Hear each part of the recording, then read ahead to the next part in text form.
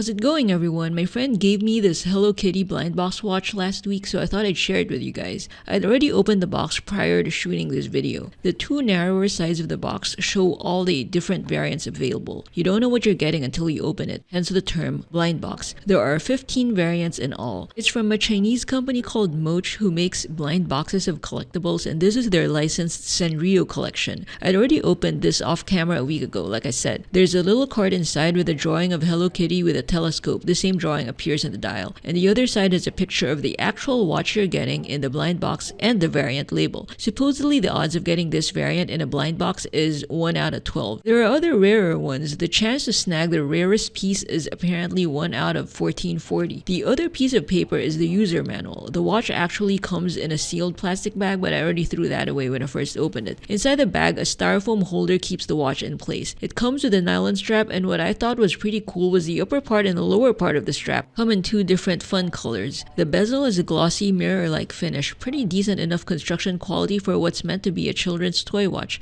Let's peel off the protective sticker covering the crystal. There's another protective sticker over the case back. My prints are now all over the glossy surface of the back. I'm gonna go wipe it off. Behind the crown is a little plastic stopper to keep the watch from draining the battery. Let's set the time. On my wrist I have my Casio Baby G Hello Kitty 50th birthday commemorative watch. There are Arabic numerals on the 3, 6, and 9 o'clock positions.